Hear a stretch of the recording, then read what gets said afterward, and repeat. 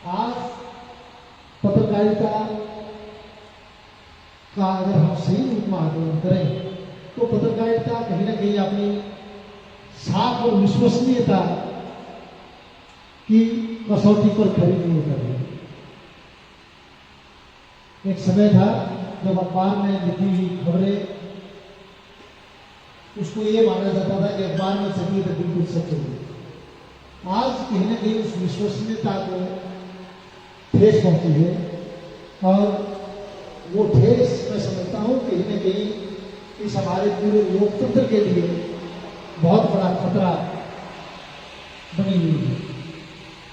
लगभग इस 130 करोड़ से ज़्यादा की आबादी में मीडिया ही लोगों में एक सूचना का माध्यम है, लोगों की दुख तकलीफ शासन तक पहुंचाने का और शासन की जो नीतियां हैं उनको समाज के आम आदमी तक पहुंचाने का। आज भी किसी आदमी को कोई कहीं सुनवाई प्रशासन में नहीं होती, मंत्री नहीं पूछता, तो आज भी वो मीडिया के पास जाके अपनी बात रखते हैं। तो मैं तो मीडिया की प्रासंगिकता पर सवाल नहीं उठा रहा। मीडिया का बहुत बड़ी भूमिका है आज के इस दौर में। और अब जैसे सोशल मीडिया का जो पदार्पण हुआ है, कई जगह टकराव की स्थिति बनी हुई है। जो इलेक्ट्रॉनिक मीडिया या प्रिंट का जो ट्रेडिशनल मीडिया है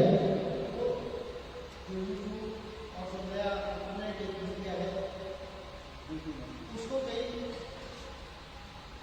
एक दूसरे को चुनौती देते प्रतीत होते हैं और उनका कई बार टकराव जैसे हालात भी मैं देखता हूँ। अध्यक्ष होने के नाते सब लोगों की बातचीत हमारे तक पहुँचती है, तो हमें एक समरसता बनाने की जरूरत है। और जो यूट्यूब चैनल है वो भी अपना काम बखूबी अच्छा कर रहे हैं। और पहले के जो ट्रेडिशनल मीडिया का वर्चस्व था वो थोड़ा सा कम हुआ है, एक बात है, लेकिन चेक और बैलेंसिंग जो है वो इस लोकतंत्र की सबसे बड़ी खूबसूरती है। तो हमें बदलाव का स्वागत करना चाहिए, बदलाव को हमें आत्मसात करना चाहिए और उन परिस्थितियों में और बेहतर हम क्या कर सकते हैं मिलजुल के, इसका हमें प्रयास करना चाहिए। मैं बहुत बार देखता हूँ कि ज़्यादातर जो मीडिया का प्रभाव है, मीडिया की जो पहुँच है, वो शहरों तक ही ज़्यादा सीमित है। आज भी हिंदुस्तान की 70% आबादी गाँव में पहुँचती है। गाँव के समाचार किसी का कोई जान आ जाए या कहीं पुलिस के माध्यम से कोई विज्ञप्ति आ जाए,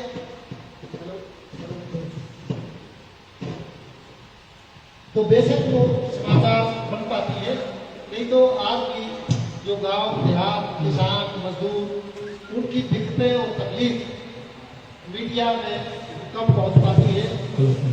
मैं इस बात से भी सहमत हूं कि मीडिया की रुचि इन चीजों में कम है। आज गांव देहात में पशुओं के पानी की पीने की समस्या है, पेयजल की आदमियों की पीने की समस्या है, कहीं सफाई का उचित प्रबंध नहीं है और वो ग्रामीण समाज किस तरह की चुनौतियों को आज झेल रहा है, वो मैं समझता हूँ कि मीडिया को जो अल्टरनेट मीडिया खासतौर पर मैं यूट्यूबर्स वाले को कहना चाहूँगा कि उन खबरों को भी वो स्थान दे ताकि उन लोगों की आवाज़ भी एक मुख्य धारा में सम्मिलित होगी और शासन और प्रशासन उसमें कोई न कोई अपना निर्णायक भूमिका निभा सके। मैं इसे उम्मीद करता हूँ। आज जहाँ तक समाचार पत्रों के मालिकों और चैनलों के मालिकों की स्थिति है, उनसे कोई लंबी चौड़ी बदलाव करने की या समाज की कल्याण की कोई ज़्यादा लंबी चौड़ी उम्मीद नहीं करनी चाहिए। मैं एक चैनल का 2 स्टेट देख रहा हूँ, मुझे पता है कि वहाँ जो फील्ड में रिपोर्टिंग करते हैं उनके लिए चैनल्स की तरफ से क्या सुविधाएं और किस तरह के लोगों को जो वेतन या खर्च करते हैं, यही आदत अखबारों की है, जो जिला मुख्यालय पर कुछ अखबार जो पैसा देते हैं वो पर्याप्त नहीं होता। पूरा समाज पत्रकार से बहुत लंबी चौड़ी उम्मीद करता है कि पत्रकार लोकतंत्र का चौथा स्तंभ है। पत्रकार समाज में बड़े से बड़े बदलाव लाने के लिए एक प्लेटफॉर्म उपलब्ध करवाते हैं, लेकिन कहीं ना कहीं चीजें इतनी सहज और आसान नहीं है। भूखे वजन ना हो पाला। जब पत्रकारों को संस्थान वेतन ही नहीं देंगे तो वो किस तरह तो अपने सर्वाइव कर पाएंगे, किस तरह से वो काम कर पाएंगे। और एक और मैं बात आपको बहुत स्पष्ट रूप से बहुत ईमानदारी से कहना चाहूँगा कि पहले पत्रकारिता में वो लोग आते थे जिनके अंदर एक जज्बा, जुनून और समाज में एक बदलाव की, जिनके अंदर एक कशिश होती थी। लेकिन पिछले कुछ समय से हम देख रहे हैं कि वो लोग भी मीडिया का हिस्सा बन गए हैं, जिनको अच्छी शिक्षा ग्रहण नहीं कर पाए, जिन्हें कोई नौकरी नहीं मिली, जिन्हें कोई और व्यापार से नहीं हुआ, वो पत्रकार बने। जो इस तरह की प्रवृत्ति के लोग हैं उन्होंने पत्रकारिता की गरिमा को, शुचिता को कलंकित किया। जगह जगह उन्होंने पत्रकारिता को लांछित किया। मुझे बताने की जरूरत नहीं है, क्योंकि ये क्योंकि मीडिया का प्लेटफॉर्म है और ऐसे समय में हमें आत्मोन्मुख करने की जरूरत है कि हम खड़े कहाँ हैं। जो लोग पत्रकारिता में ईमानदारी से, निष्ठा से, समर्पण के साथ समाज का काम नहीं कर सकते, उन्हें कोई अधिकार नैतिक रूप से कम से कम तो ये जो पेट पोष या प्रवृत्ति बड़ी है ये बहुत खतरनाक है। ये पूरे लोकतंत्र के लिए घातक है। खबर में सत्य और तथ्य का समावेश होना बहुत जरूरी है। पत्रकारिता समाज के कल्याण के लिए है। ये खाली मैं कोई नैतिकता का भाषण देने की बात नहीं कर रहा। हमने ईमानदारी से पत्रकारिता को धर्म की तरह निभाया है और हमेशा सच्चाई के लिए लड़ाई लड़ी है। और मैं आप लोगों से भी उम्मीद करता हूँ कि आप इस सत्य और तथ्य का करते हुए समाज के कल्याण के लिए पत्रकारिता करें।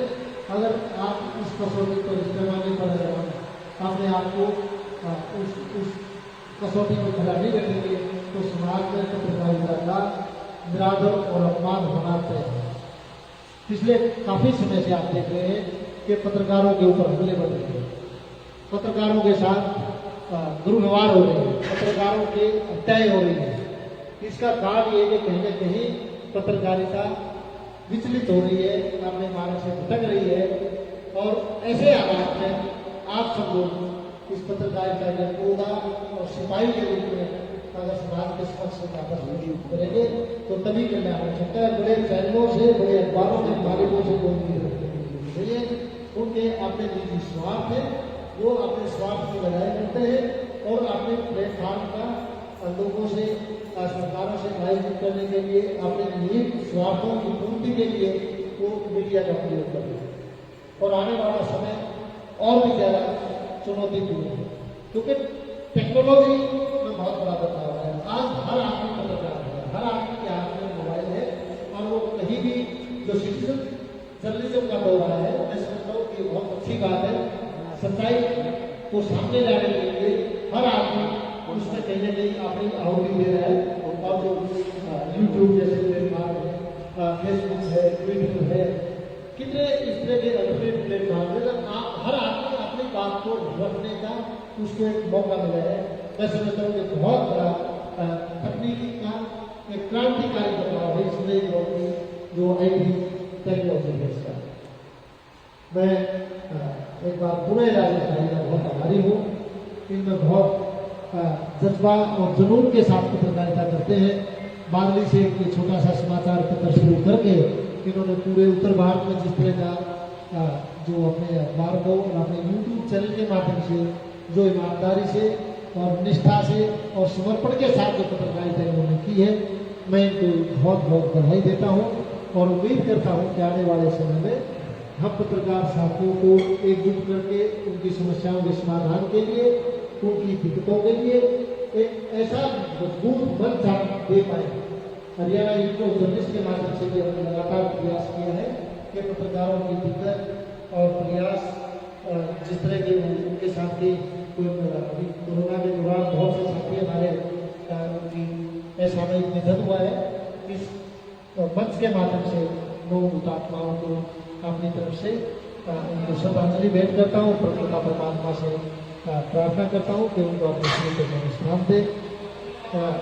ये जीवन है, आज हम हैं, कल नहीं होंगे। हमारे से पहले भी सृष्टि चली थी, बाद में भी चलती रहेगी, लेकिन हम अपनी भूमिका श्रेष्ठ निभा सके। हमें पत्रकार होने के नाते पूरा समाज हमारे से उम्मीद करता है कि हम एक अच्छे और सच्चे नागरिक के रूप में अपने पत्रकारिता के जो दायित्व है उसका निर्वहन करें। मैं आप सबको बहुत शुभकामनाएं और बधाई देता हूँ और खासतौर पर एक बार पुणे राजेश भाई का समाचार कैरी का मैं धन्यवाद ज्ञापित करता हूँ।